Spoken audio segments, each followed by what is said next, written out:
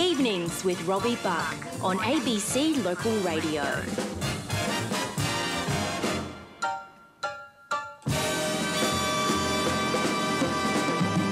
Are you much of an animal person? Are you somebody who's had pets or companion animals in your life over the years? Do you prefer dogs or cats, birds? None of the above? Who knows? A few statistics out this week suggesting that Australians are keeping less cats and dogs than they were previously, and part of that explanation is that we are downsizing somewhat and people are less inclined to have animals, well, larger animals, when they've got smaller places to live.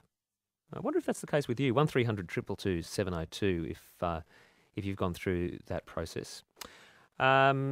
Something else that's been fairly interesting, you know the film Red Dog that was out, it's an Australian film, just been out in the last month or so. Hugely popular, a bit of a surprise hit, and of course the star of the film is a dog. I think it's a Kelpie, isn't it? Great dog anyway. And it seems that has had an interesting effect as well. We're joined tonight by Di Edwards. She's the president of the Australian Working Dog Rescue, which is she's based in Brisbane. Hello there, Di. Good evening, Robbie. How are you? Yeah, well, it's a Kelpie, isn't it, the red dog? That's right. He's a show Kelpie. A show Kelpie, gotcha. What sort of effect has the film had?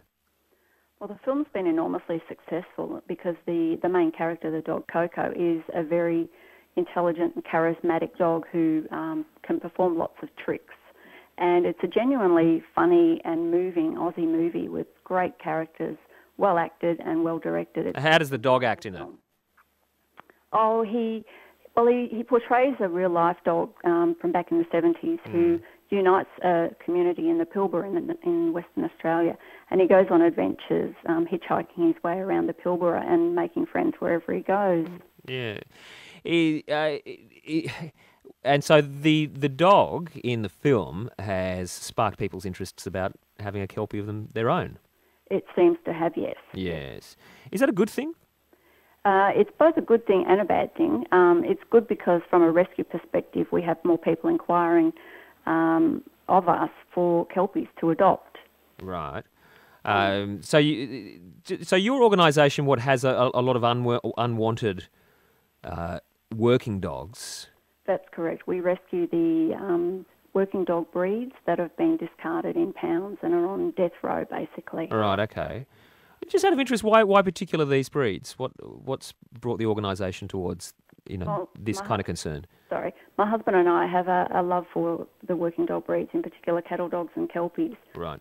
And they are unique dogs in that they have particular exercise and stimulation requirements. Yeah. They're not for your everyday person, right. Basically. So the good news is that people are recognising what great dogs Kelpies are, and a lot of them are going to particularly good homes. I guess the bad news is that if you don't have the right place for a Kelpie, then they're going to be pretty frustrated. That's right. They can survive quite well in suburbia as long as you provide the right amount of exercise and mental stimulation. Otherwise, they will get bored and they will get destructive. Yeah. As we head towards Christmas, a lot of people think about, we hear these slogans, a dog or a cat is for life, it's not just for Christmas. I take it there's probably some anxiety, considering the popularity of these breeds, as to what might happen as we head towards Christmas. Most definitely, yeah. Christmas in itself is generally, or the period after Christmas, months after Christmas, is generally busier for rescue anyway, with all sorts of breeds ending up in pounds because people buy them as pets and they're not suitable for the family that they go to. And it's even more important for Kelpies because of their exercise requirements, that they do go to a suitable home. Is there a worry that there'll be, I know that there's been some trouble with some backyard breeders in the past, certain sections of the breeding community who aren't as responsible as they should be? Yeah, that's right. One of the main things that people in rescue aim to try and reduce is the selling of puppies in pet shops, puppies and kittens. Pet shops are supplied by what we call backyard breeders. They're people who breed puppies purely to sell for financial gain. And the success of this movie has all people in rescue concerned that there will be an on-flow effect in backyard breeding increasing, supplying pet shops who are then supplying the end user who wants to buy a puppy for Christmas. Goodness me, who would have thought when they were making a film that there'd be all these concerns on the other side of it? I know. Yeah. And it's a wonderful movie. I just love it. Of course, yeah, yes. I bet you do. So where do you, where do you get most of your animals from? Is it just from the pound, or are people contacting you and saying, "Look, I've got these kelpies. I don't have the room, don't have the time. I'm selling the farm," whatever the case may be? We get both. Do you? The majority are dogs that are on death row in pounds. You know, they've either been dumped there or they've been picked up as Australian, not claimed by their owner. Yeah. And pounds have a certain amount of time they're required to hold them, and if they exceed that time, then they're unfortunately put down. Rescue groups such as our own save them from being put to sleep and put them into foster care, get them desexed, vetted, and then find them a new home. Well, what's the history of the kelpie? Oh, well, they're bred to work, basically. The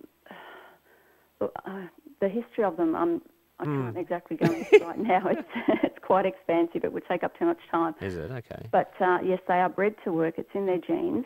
And the dogs. But are they a combination of other breeds that we know? Or? Yes, they are. Right. Yes. Okay. Yep. There are a few different breeds combined to form the kelpie. Just as in the cattle dog, a few different breeds go in to form the cattle dog as we know it now. Yeah. But the gene is there to work. So we try, where possible, to test the dogs that we rescue to see if they have that working instinct.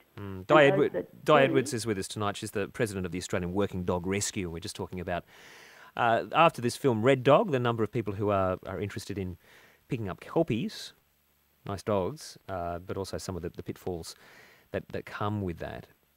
How many do you have yourself, Di?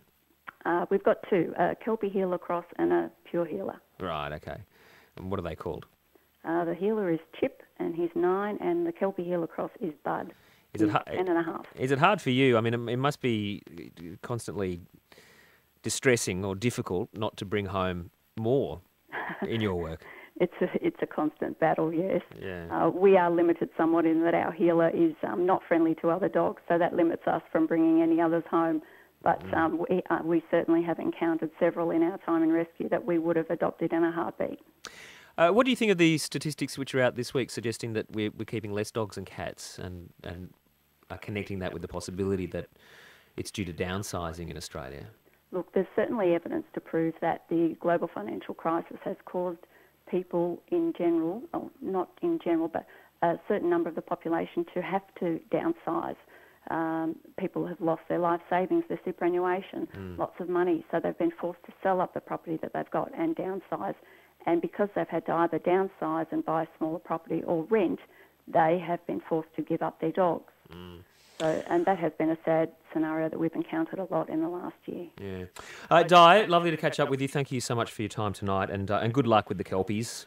Thank you very much, Robbie. Say good day to them for us, won't you? I shall do. Good on you. Bye-bye. Di Edwards is there, president of the Australian Working Dog Rescue, and who would have thought a film having